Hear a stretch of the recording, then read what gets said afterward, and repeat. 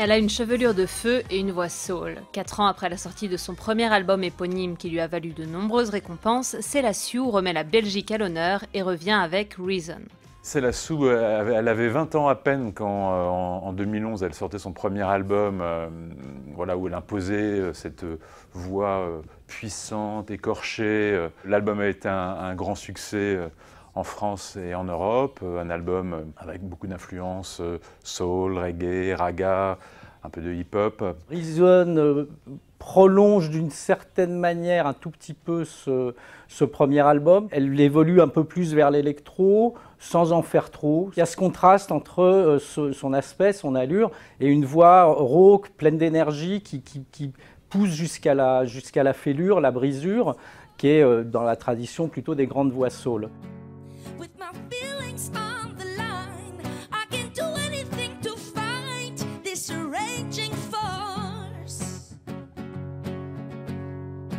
So I won't go for more, I won't go for more, till the rain stops. Dans chaque chanson, il y a à chaque fois des petites trouvailles sonores, des petites trouvailles d'instruments.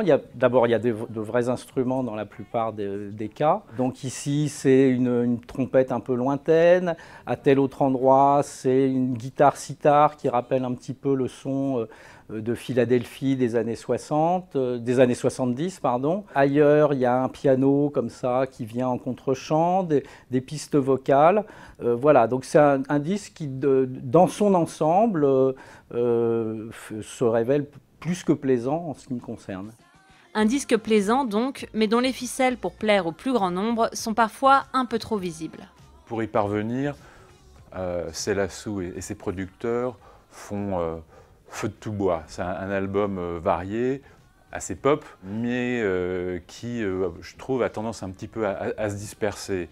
On entend aussi bien une sorte de soul lyrique à la Adele, quelque chose d'électro post-dubstep à la James Blake, des côtés plus R&B à l'américaine avec un featuring d'un rappeur américain. C'est pas désagréable, il y a d'ailleurs un morceau comme Alone et un vrai tube funky très accrocheur.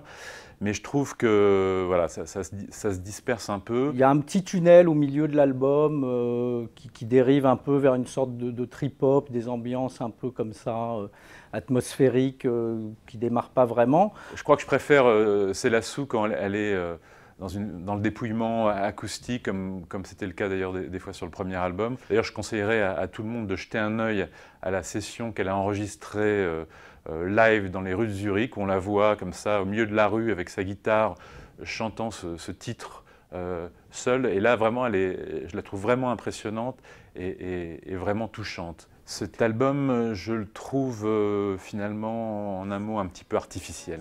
Le mot qui me viendrait un peu comme ça naturellement, c'est frais, fraîcheur.